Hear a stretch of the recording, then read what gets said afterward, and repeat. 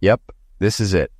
The perfect evening, legs up, beer in hand, ebook beside me, but untouched. Just chilling, needing nothing but a sip of beer.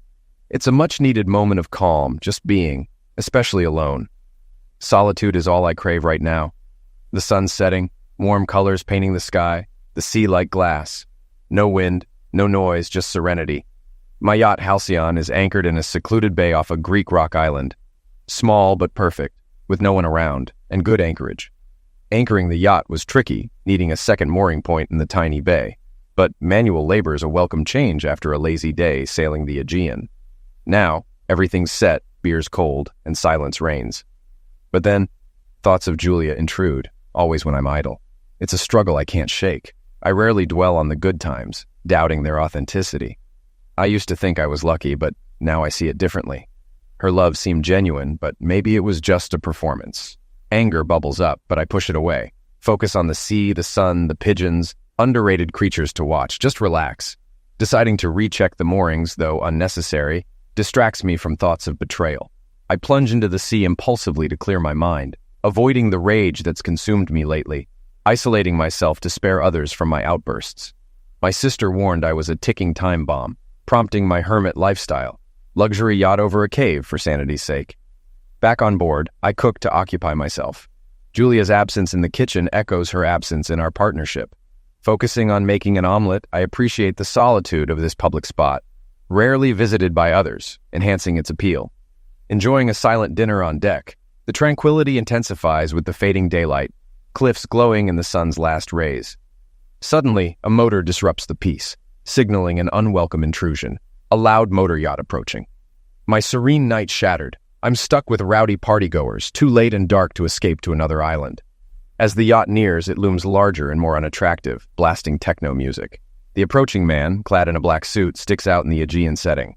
Shouting over the music, he identifies the yacht as Fulvio Bryanese, fashion royalty, demanding I move my tiny boat for privacy. I chuckle, refusing to budge. This is public property. I was here first. Irritation brews, but I maintain composure. His attempt to provoke me fails as I dismiss him. He retreats, his mission unsuccessful. I focus on my beer until he returns, offering €1,000 to move. I find it amusing and dismiss his offer with a curt remark. He leaves again. Later, their ship relocates to a nearby spot, uncomfortably close. I try to stay calm, treating the spectacle as free entertainment. Their ship resembles a circus with brightly lit decks. Some passengers behave oddly, with men strutting and women in high heels and bikinis. I wonder what kind of deck they have. I'd never allow high heels on my teak deck, but they seem standard on this ship, along with their pretentious attitude. Men preen while women serve as decoration. Their behavior baffles me. They likely hold a low opinion of me, as if we're from different planets. In addition to peacocks and bikini-clad women, there are men in black suits, clearly bodyguards, and crew members in white uniforms. The models, some merely slim and others alarmingly thin, resemble a gathering on malnutrition. Occasionally, they glance down at me on my boat, highlighting our stark differences. They, entrenched in their glamorous world, likely deem themselves important, hosting influential figures. Meanwhile, I'm just a solitary guy with a beer, though I believe my life is better than theirs. I ponder what the women on board are contemplating, perhaps seeking wealthy partners for status and security before aging out of their careers at a mere 22. I realize I'm ignorant of their world. How long can models work? 20? 30? 40? I have no clue.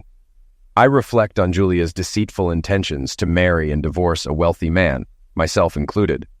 Her betrayal still stings deeply, shaping my life in a negative light.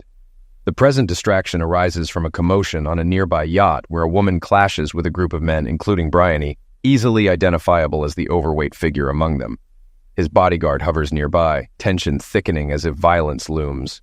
Their sudden awareness of my presence halts their confrontation, prompting me to offer a casual salute with my beer. They retreat inside, leaving the woman to fend for herself. Her futile resistance against them draws no sympathy from the onlookers, shocking me with their callous indifference.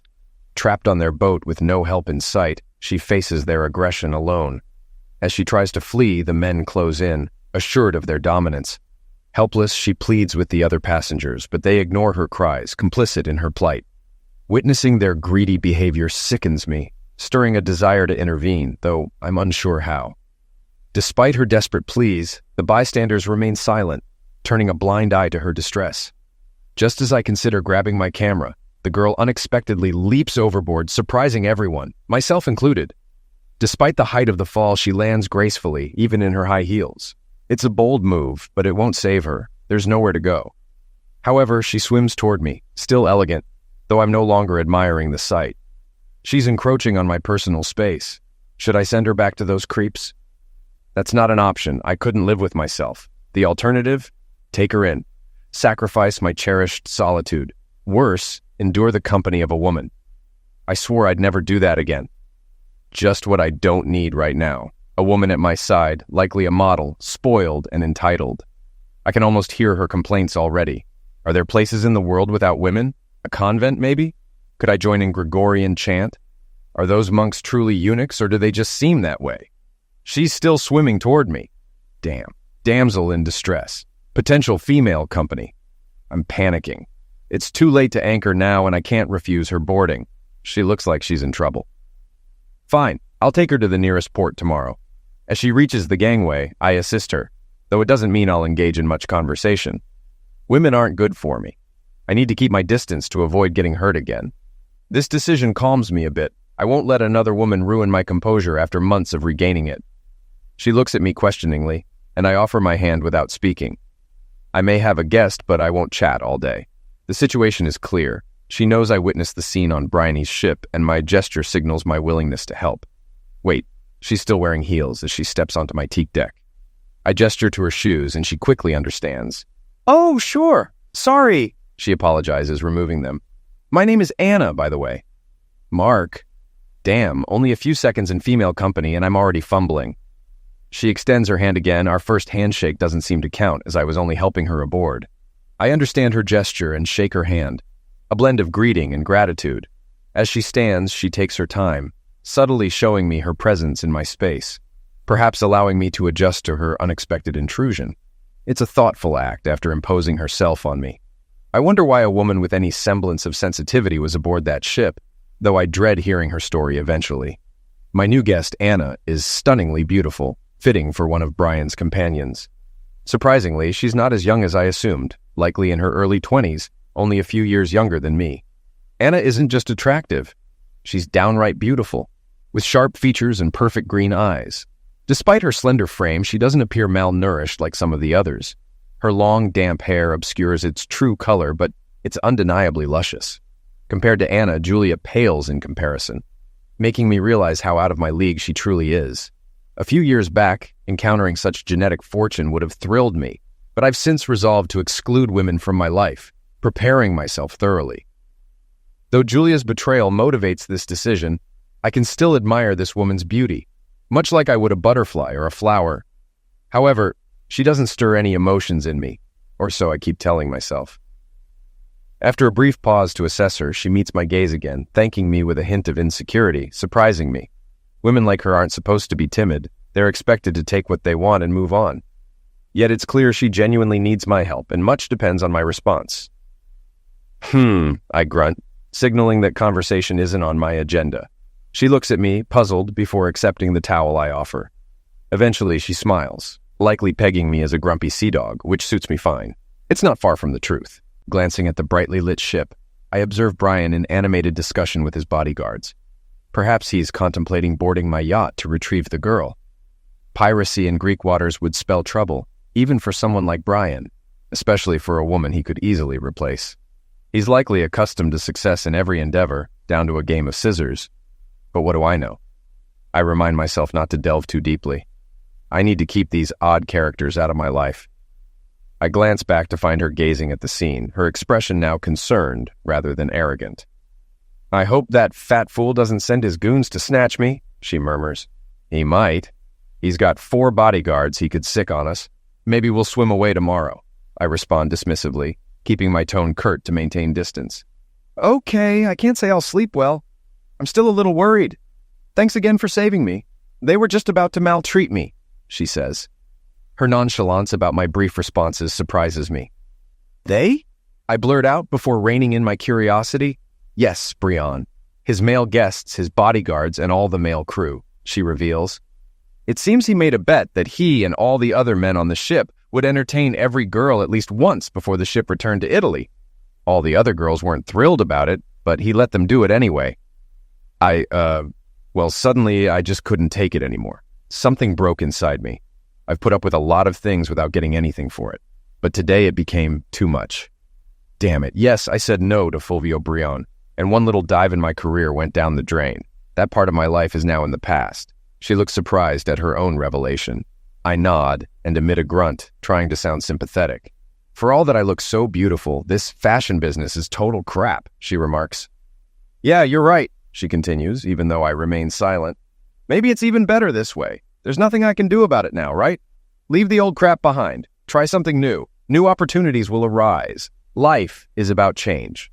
Her unexpected optimism returns. How can she brush off something that completely shattered her perceived life? I wish I could, or can I? Hungry. Really, I'm always hungry. It's part of my job. I've been hungry for 10 years, she remarks, laughing. It's enchanting. Damn, what a woman. No, stop it, you fool. Okay, just stop it. To distract myself, I head below deck to prepare scrambled eggs for her. She follows, glancing around as I silently pass her a plate of omelets. It's surprisingly difficult to maintain a solemn mood with her presence, but it's necessary. There's no point in allowing myself to become fond of her, and I'm certain nothing good will come of it. Oh yes, that looks very appetizing. Thank you. Do you live here alone? She inquires. I nod, striving to limit my interaction with her to a bare minimum, to avoid being influenced by her cheerful demeanor. Do you have any clothes I could borrow? I haven't had time to pack, she asks, her smile returning. She's still stunning. I nod, fetching clothes from my aft cabin. I can't keep scowling when faced with that smile for long. Take one of the forward cabins, I instruct, handing her the clothes. Thank you. Are they all free? She queries. I nod once more. Why does a man like you live all alone? How do you keep women at a distance? She asks. What? The sheer shock on my face prompts her melodic laugh again before she takes pity on my confusion. Never mind, I'm going to change.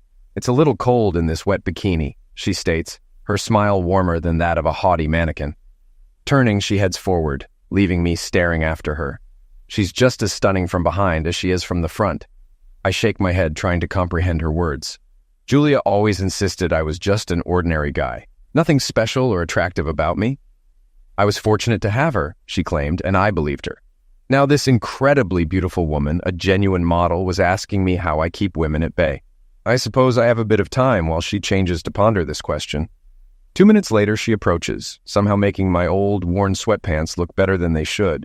Being a model, she changes swiftly, contrasting with Julia's leisurely pace. I find myself amused at the thought of a woman dressing quickly. Hey, you might have a friendly face. I don't think you're as much of a grump as you're trying to seem, she remarks, almost coaxing a smile from me. It's kind of working. As her hair dries, revealing her brunette locks, I silently scold myself. Would you mind if I stayed below deck? I don't want to remind Fulvio that I'm here, she asks. I affirm, realizing my attempt at brevity sounds absurd even to me. Okay, I'll see you tomorrow. Would you mind if I borrowed your e-book reader? She continues. I nod again, grateful for the retreat to my quarters, relishing the solitude once more. Early morning on deck. I'm always grouchy in the morning. My sole companion, a cup of coffee, doesn't seem to mind. I could linger in bed, but thoughts of Julia would haunt me. Yet even with her absence, I find solace in my sullen mood, lamenting how life treated me with Julia. The cacophony from Brian's vessel ceased around 4 a.m, now resembling a ghost ship. They probably won't stir until noon. But wait, I hear movement below deck. My uninvited guest seems determined to shatter the mental image I formed of her. She's over 20, not bulimic, and surprisingly not haughty even when faced with my rudeness. And now she's an early riser. What's next? A certified mechanic? Morning, she greets, popping up from the hatch. Morning, I reply, likely wearing my grumpy expression. Coffee, galley? I request, and she disappears below deck. She seems just as sharp as I am in the morning, albeit much more pleasant to look at. I turn to the bay, its calm surface now tainted with visions of Julia and her lover mocking me. Damn it. I sense my uninvited companion making her way up on deck. Now that she's had her coffee, she'll be chipper and ready to engage in conversation about topics I couldn't care less about. And she'll flash that gorgeous mannequin smile. Don't forget about that. I don't need anyone trying to lift my spirits. I want to wallow in solitude. Don't I have that right, Anna? Her name catches me off guard once more. Without a word, she settles beside me on the deck, gazing out at the tranquil sea. The morning air remains crisp, untouched by the scorching Greek sun. Everything feels surreal around her. All I see now is the vast expanse of the sea. Julia has vanished. Silence envelops us until she breaks it with a sudden question. So what's the deal? You saved me. What do I owe you? Her demeanor hints at apprehension, as if bracing herself for unwelcome news. Has everyone who helped you in the past wanted something in return? I blurt out, regretting my candor. I certainly don't need to delve into her past, but her query catches me off guard. Yeah, pretty much, I confirm. Well, your life must be pretty crappy then, she remarks. Yeah, right, I respond, knowing that any woman as beautiful as her would have men lining up to do her favors. Yes, she replies, her expression serious and her pretty face looking utterly miserable. I glance at her, then look away, unsure of what to say. The silence feels uncomfortable. It dawns on me that leaving before Brian and his crew wake up is a wise move. Is there anything you need from the ship? I ask softly, surprised at my own gentleness. No, she answers firmly, as if she's relinquishing her life in the world of high fashion and all that it entails. I nod and prepare to depart. I hope she won't insist on helping me, but she remains by the rail, silently gazing at the sea. Does she simply prefer solitude, or has she intuited my desire for it? Either way, she seems to understand me better than I'd like. I tidy up the galley and proceed to work. I coil and stow the mooring lines with ease. Setting the anchor using the winch motor will be noisy and time-consuming, but it's unavoidable. Anna watches anxiously as the noise grows louder, her gaze fixed on the floating brothel. With no wind, I start the diesel engine. I aim to put some distance between us and Brian's yacht, just in case the noise of the anchor windlass disturbs anyone on board. As the Halcyon glides away, Anna visibly relaxes. Surprisingly, she looks even more beautiful, a sight I hadn't anticipated. She sits beside me, serene and content, while I navigate. With Brian's vessel disappearing from view, I grow weary of the diesel's drone, hoist the sails, and silence the engine. Ah, blissful quiet. Just the wind, the waves, and the sails. I furl the sails and return to the helm. Once more, a comfortable silence envelops us. I steal glances at her occasionally. She sits calmly, gazing out to sea. With Brian out of sight, she appears relaxed and serene, as if nothing else matters in the world. It's curious, I muse. She doesn't resemble a woman who just abandoned a career coveted by many. If Julia were in her shoes, not that she ever would be, she'd be anything but serene. She'd be anxious, demanding. But Anna? Yes, Anna. No, except, what if Anna views me the way Julia does? What if she thinks I should support her in the lifestyle she's accustomed to, simply because I let her come aboard? Perhaps that's why she seems unfazed by everything. Oh, hell, I groan inwardly. Here we go again. Henry Higgins was on to something. Invite a woman into your life, and peace of mind vanishes. I'm done with it, once and for all. I glance at her. She turns away, gazing at the sunlit ocean beyond the harbor rail, appearing entirely innocent. Of course, I remind myself, she's a model, or rather, a former model. They can portray any facade they desire. I shift my gaze to the sails, then to starboard. What's her game? My thoughts are interrupted. Hold on. How does she know about that? I stare at her blankly. Well, damn. The morning was nearly perfect, and now she has to spoil it. Nothing. Just a regular guy. Sure. Good-looking guy, clearly affluent. Sailing solo on a fancy yacht, trying to mask his niceness with grunts. What? Handsome? I spotted her first flaw. She definitely needs glasses. It's something we should discuss sometime. We're alone here, and I'm all ears, but I don't want to push. Thanks. Darn it. Am I that transparent? Yes, you are. I throw my head back, but she just giggles. I can't help but grin. Darn it. Playing defense isn't going so smoothly. All right, I'll take the bait. What's my next move? She even blushes a little. I'm not sure what you're going to say. I know you aim to keep your distance and stay quiet. She takes a deep breath and meets my gaze. There's a determined look on her face, though I think I detect sympathy in her eyes. Or am I imagining things? You've been hurt, badly. Your instinct is to withdraw and keep everyone at arm's length because you fear getting hurt again. It's normal. It's natural. Even animals do it. However, sooner or later, you have to turn around and start moving forward. You walk and talk, but you're still wary of getting hurt, especially by women. I get that. But by isolating yourself from others, you're only keeping your pain company. Each time you dwell on your wounds instead of engaging with others, you allow them to hurt you again.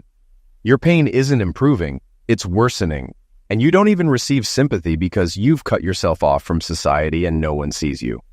I envision myself enduring in dignified solitude, cutting myself off so that no one, especially not a woman, could inflict the same pain as Julia. But what if I'm merely brooding? I decide to lay out my case to her, hoping she'll quiet down so I can think, or brood, or whatever. Okay, I was married to my childhood best friend, and it all crashed and burned. She cheated. Yeah, and in the end, all she cared about was my money. So, you can understand why I'm cautious, especially with women. That should occupy her for a bit, but it didn't. I'm sorry. I figured it was something like that, but you're allowing her to keep hurting you and preventing you from finding happiness. It's a shame to give her that much control over you. You'll have to address this eventually. You can't just bury it all. It's not healthy, and who better to confide in than someone you'll never see again? I'm surprised by her words. It seems she's not flirting with me after all. Don't worry. I know you plan to part ways with me at the next port, so your secrets are safe. She paused. How about I share my story? I ponder for a moment. If she's willing to share her story, it means she's not prying into mine or trying to dredge up Julia's pain. That's unsettling. But what if her ordeal was worse than mine, and yet she managed it better? Then I'd have to open up to this intriguing stranger from a completely different world. What would become of me then? She interrupts my thoughts. Silence resumes. Her grin is infectious, like that of a playful child. I almost smile back, but I catch myself. No attachments, I remind myself. Don't let her ensnare you. Too late. She's still smirking. Damn, she's got me again. I better tread carefully around her. Gradually, her smile fades, and her gaze drifts to the distant horizon. She speaks in a steady, monotone voice, as if reciting.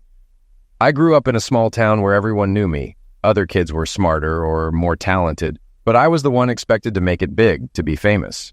You know, when all you can do is look pretty, that means a modeling career. I quickly learned I was at the bottom of the ladder. It was nothing like being a princess in my small town. For the first time, I was told I wasn't good enough. Time after time, in the harshest terms, she confided in me, her eyes pleading for empathy. Mark, when something you do, like a project or report, is deemed not good enough, it's disheartening.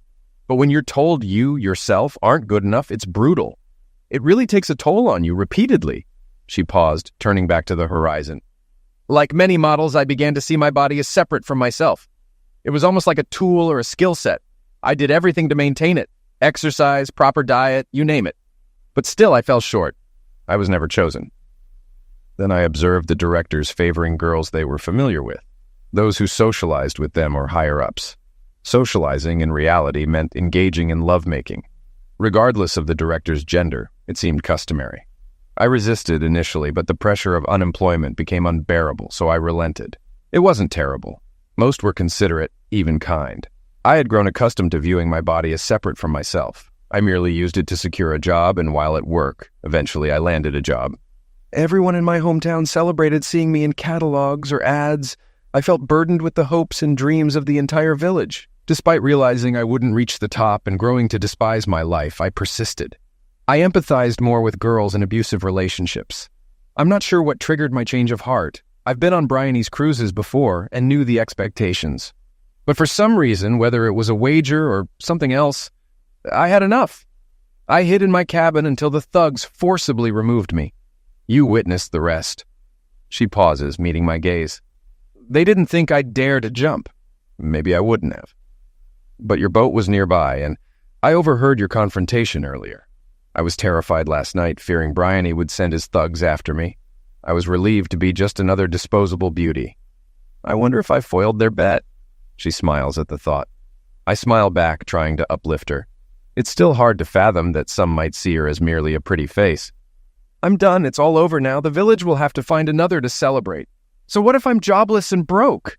I've endured this before and survived. I'll never sell my body again or let others dictate my worth. I don't know what's next, but whatever it is, I know it will be better because I'm free. She grins at me, and I'm taken aback by her even more radiant expression. So now you think I'm a courtesan? Her smile remains, her eyes shining like stars. What can I even say to that? Thankfully, she's likely accustomed to rendering men speechless with her charm. I stumble through some vague notions about choice and honesty, hoping she'll rescue me. You know, in a way, I'm a maid. I'm stunned. And she laughs again, confirming my enjoyment of her laughter. Remember when I said I began to see my body as separate from my heart, the real me? So yes, men and women used my body. And yes, sometimes I found pleasure in it. But I never truly made love. I never shared my heart. She gazes at me earnestly before continuing. All I ever wanted was what my mother had. A tranquil life with a loving partner and a home filled with affection. For a while, I lost sight of that. But not anymore. Her determination and optimism leave me feeling inadequate. I retreat downstairs to conceal my emotions, returning with 2 glasses of chilled Sauvignon Blanc. We raise a toast to her future, and it strikes me that it's not just her physical beauty that captivates me, but her essence. I decide to divulge my story to distract myself. You?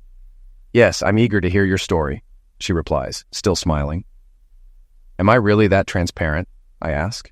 Yes, indeed, but I still want to hear it, she assures me. How does she do it? Well, we'll address that later. Let's get started. I met Julia on my first day of school. Some bullies were teasing her, so I stepped in. We became close with her helping me academically and me protecting her. Money didn't matter at 6. We were inseparable. Julia blossomed into a popular beauty, and she didn't want me fighting off boys anymore. Despite our friendship, people, even my mom, thought she was out of my league. Your mother? Anna's voice carries horror. That's awful and wrong. Maybe, but it still affects me, I admit, even now. Your mom must have been mistaken or intoxicated, got you confused with someone else. Hey, don't speak ill of my mother, I warn. Though Anna sees through my facade and laughs, I join in before continuing. We attended the same university. Julia reached out, reminiscing about feeling safe with me. She hinted I had a chance with her. I was thrilled and proposed. She said yes, but my happiness shattered when I found her in bed with another man. I didn't confront them, I just retreated to my office, nursing my wounds. She nods, expecting my agreement. She cried, apologized, promised faithfulness. I relented because I wanted her back. So you forgave her? Anna asks. Yes, I did, I affirm. I might have forgiven one mistake, but she didn't keep her word, Anna ponders. Did she have money when you wed? No. Why? You mentioned she went after your money post-divorce. Just a thought. What if she thought your wealth meant power in the relationship? Maybe she felt insecure, but I loved her, cared for her. Why insecure? Perhaps dependent is better, Anna suggests. Maybe her cheating aimed to shift power dynamics, make you reliant on her. Are you excusing her? I ask, slightly defensive. No, breaking promises like that has no excuse. I think of you. Trapped, not in pain, but not happy. To live again, you need to understand her cruelty. How do you know all this? I feign sarcasm, but she's earnest. I don't know. I guess I just empathize. She smiles sadly, then looks at me. Go ahead. What happened next? I pause, preparing to recount the downfall of my world. It began with a mundane snooker night disrupted by a power outage. Instead of joining my buddies for drinks, I opted for a cozy evening with my wife at home. Entering our apartment, I discovered a candlelit ambiance and soft music, a shared indulgence. Apparently, one of my friends had tipped Julia off. As I fetched candles for the bathtub, I stumbled upon a scene. Julia and a man exchanging kisses and bubbles. I stood there unsure how to react, eventually clearing my throat for attention. They turned, unfazed, greeting me with smiles. Andy, the man, introduced himself warmly. In that soapy embrace, reality hit.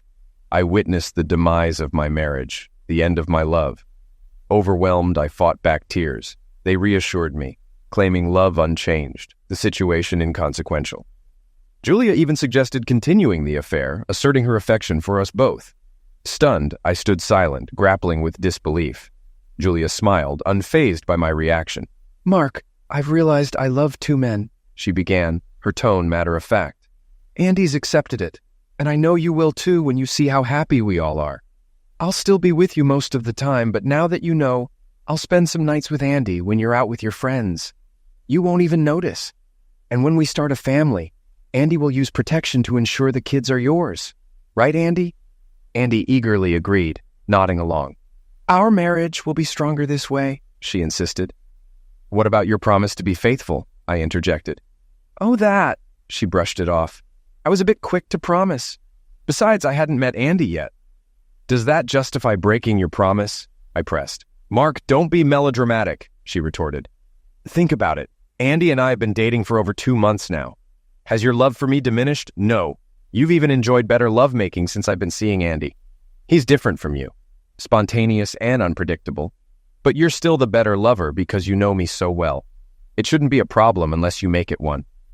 She showed no remorse, demanding I accept her affair. Her vow of fidelity seemed meaningless. As I looked at her and Andy, smiling together, pain crept into my heart. What if I don't agree? Her smile now held a hint of reproach. I hate to say this, Mark, but you need to know the consequences. If you divorce me over this, I'll protect Andy and myself. I'll ensure I get at least half of everything you own. I hope it never comes to that, but I'll do what I have to. She softened her tone. Remember, I've loved you since you were 6. The choice shouldn't be difficult. Keep enjoying what you have or risk losing me and half your assets. With warm smiles, she and Andy invited me to accept my betrayal. I must have looked as dumbfounded as a cartoon character punched with a brick. Andy chimed in, inviting me to join them. Julia playfully urged me to stay, blowing water at me and kissing Andy on the nose. I'm done, I said, walking away. Their soft chatter followed as I left, but I was too consumed by the situation to pay attention. I packed an overnight bag and left. It wasn't until later, alone in a hotel room, that I fully processed what had happened. I cried, cursed, and pounded the mattress in frustration. When I woke up, Julia was no longer the woman I loved. She was my enemy. Protecting my assets became my priority, even if I didn't need the money. It was a matter of principle, not paying her for her betrayal. I had a significant advantage unknown to my spouse. My wealth wasn't truly mine. It came from a trust fund set up by my clever grandfather. He had a cynical view of women and devised a plan. I'd receive a monthly allowance until age 40 or after my first divorce, at which point the full fortune would be mine. Legally, I had almost no assets when Julia ended our marriage. Ironically, the divorce was meant to make me wealthy. I consulted a family lawyer immediately. He assured me that the worst-case scenario would be minimal alimony for a short period. Reluctantly, I accepted this outcome. He handled the legalities, ensuring Julia couldn't flee, and initiated the divorce process. He predicted things would get interesting once Julia realized the new reality. Meanwhile, I rented a nice apartment and moved my essentials.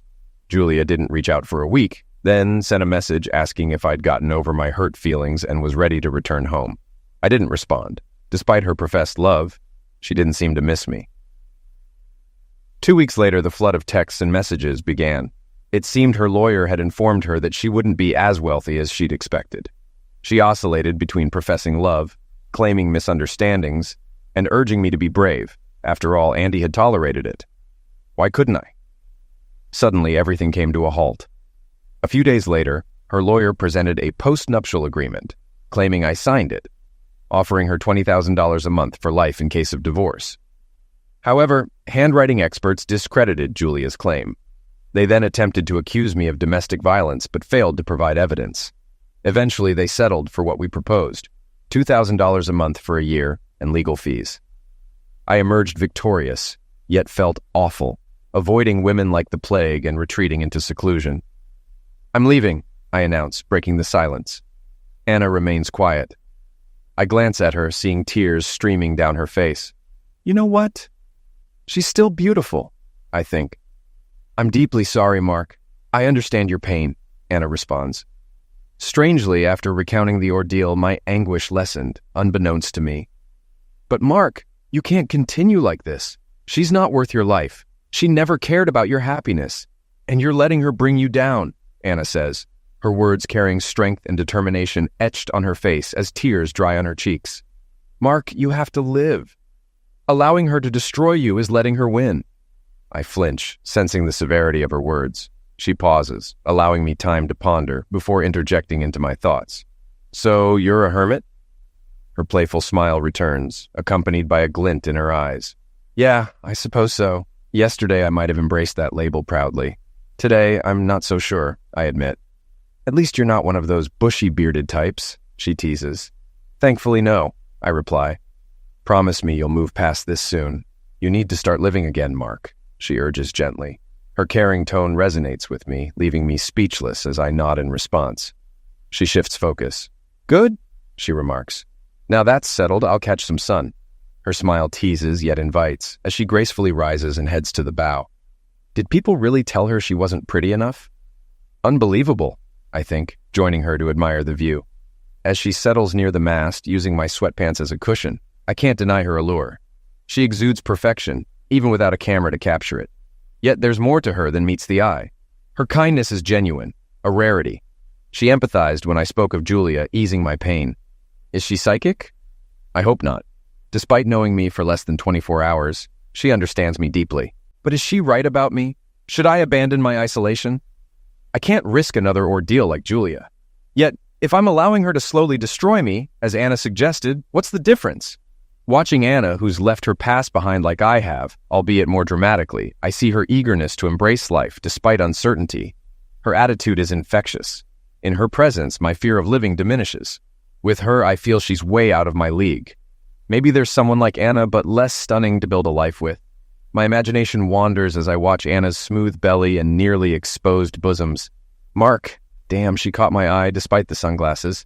Maybe models can always tell. Where are we going? She asks indifferently. Naxos, I reply. So, this is where you were going to leave me? She smirks, rolling onto her back and removing her sunglasses. No, I won't leave you, but it's not like I want to, I respond, flustered. She laughs. Sorry, Mark, I shouldn't have. I just miss having someone to tease, to have fun with. Forgive me. I smile and nod, willing to forgive her anything.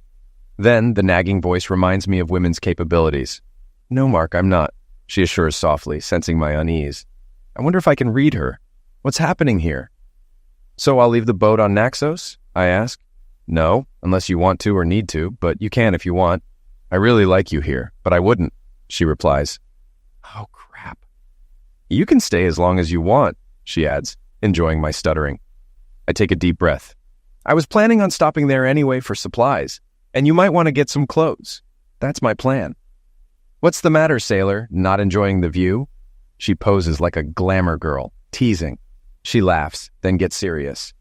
I don't have money or debit cards, and I may not be able to pay you back right away. I pretend to think as I approach her. Maybe I'll find a way for you to pay me back. I keep a straight face, making her apprehensive. How are your knots? I ask, still serious. She hesitates. What's with the knots? Her voice trembles.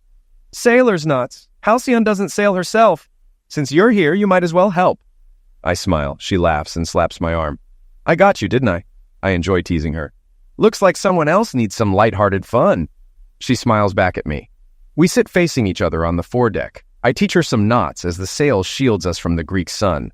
It's hot, so I remove my shirt. Occasionally, we exchange glances and smile. It's odd to have someone like her look at me like that, but not so strange that I can't get used to it. I haven't felt this relaxed around a woman in a while. We practice trimming the foresail, more for the experience. She's surprisingly athletic, and watching her move is enjoyable. My bikini-clad companion helps me unmoor Halcyon, making us the envy of the waterfront. She follows my instructions flawlessly, seeming like a natural. If I once thought she was just a brainless model, I now know better. She borrows my sweatpants, and we head into town. Our first stop is the bank, and as expected, Anna can't access her accounts without proper identification, so she shops using my funds. I half expect her to indulge in stereotypical shopping sprees, but she surprises me by purchasing a few sundresses, shorts, and tops, seeking my advice on footwear. Her choices are tasteful and of good quality. While she shops for undergarments, I gather groceries and supplies. By the time we reconvene at the town square, we're both loaded with our purchases from the docks. I grinned, watching her in my sweatpants under the midday sun. Now in a light sundress, she looks stunning, laughing as I stare. Surely half of Naxos envies me. We board, store our purchases, and relax. Every time I think I'm accustomed to her beauty, Anna surprises me with a different look or demeanor, leaving me stunned. Thank you, Mark, she says. I'll repay you with my savings. Maybe hold on to them until you find a job or something, I suggest. Well, maybe, but I don't like owing my friends, she replies with a soft smile. Her eyes warm, and I feel overwhelmed. We're friends, she reiterates. Friends help each other, like you did for me last night, even when you didn't want to. We both acknowledge she's right. Friends don't hurt each other. And no matter what, Mark, I won't hurt you. Never. You know, We're at ease with each other. Can't recall the last time I felt that way with a man. No expectations, no pressure. Just friends. When was that? She muses. You're feeling comfortable with me too. One more thing. You know how I always seem to know what you're thinking? How can I read you? You're the only person I can do that with, she adds. Damn, I try to feign disappointment. I was hoping you could read everyone like that, and we could rule the world. We chuckle, and she gazes at me. So, friend, what are the plans for tonight? She asks. Well, friend, the word slips out before I can stop it, surprising me, but it's fitting. I'm not one to plan. Good, she says, smiling. Because I have one. And it's perfect. You're taking me ashore to that nice seafood place we spotted, and we'll have a wonderful dinner together. And then? I inquire. After dinner, we'll head back to the boat, and I'll fill you in on the rest, she responds. We dine ashore at a humble seafood spot. I briefly worry if Anna might feel out of place, but the restaurant's long-standing reputation reassures me. Despite the stares, Anna comforts me, unperturbed by the attention.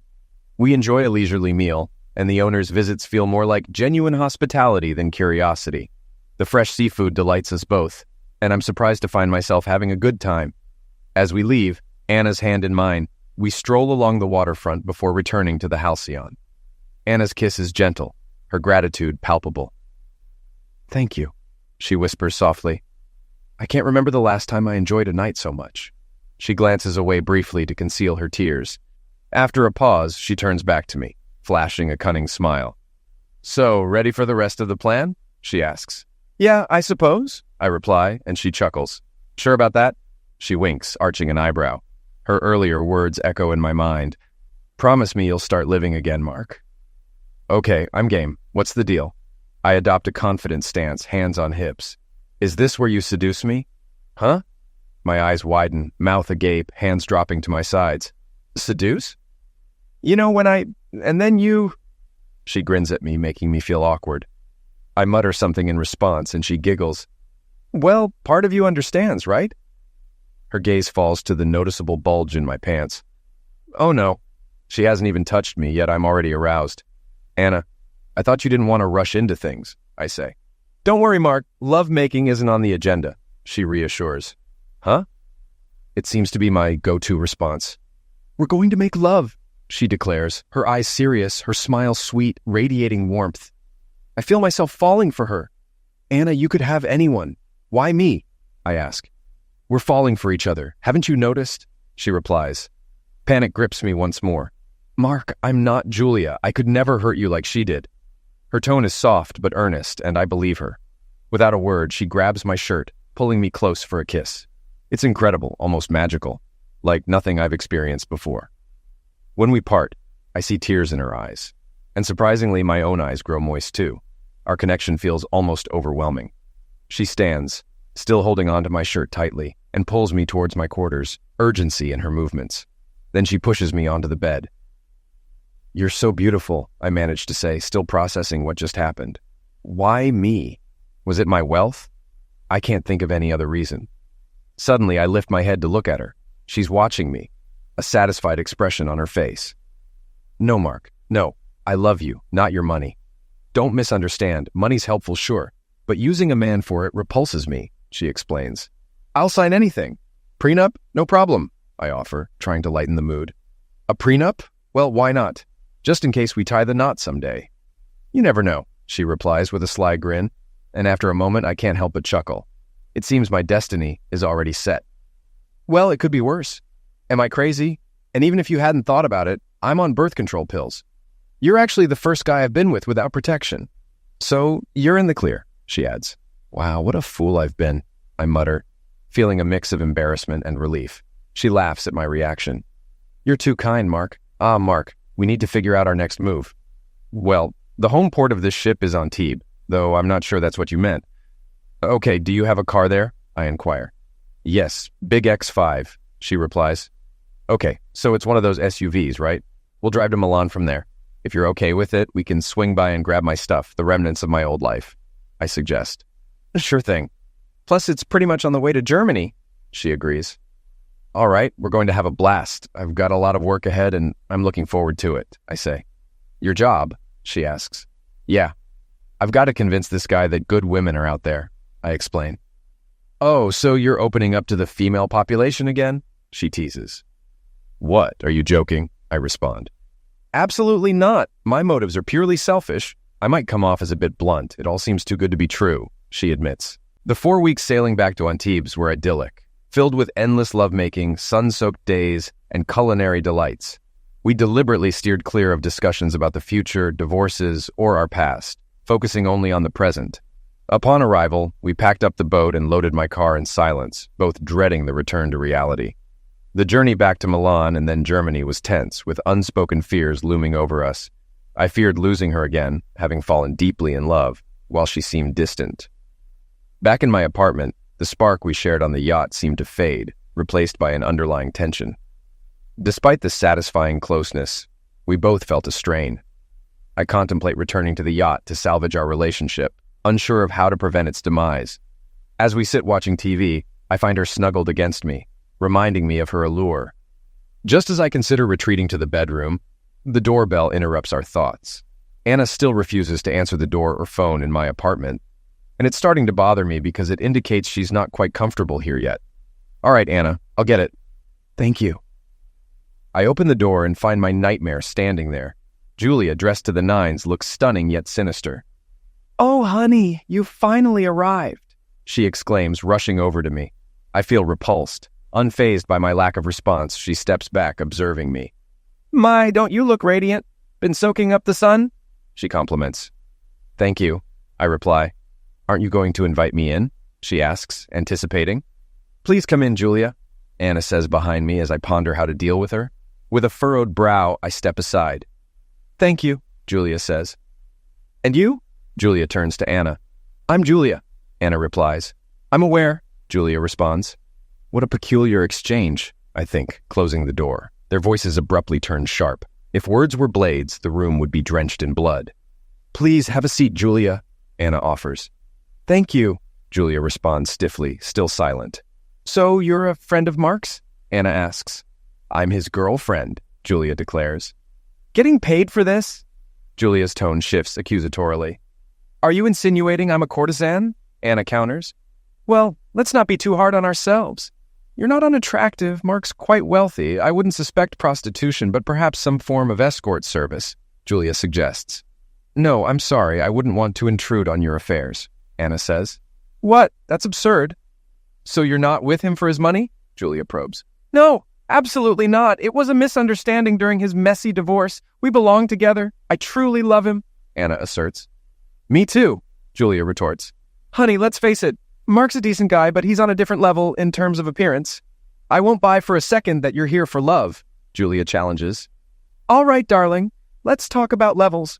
I'm certainly not on yours, Anna says. Oh, come on, don't overstate yourself, Julia scoffs.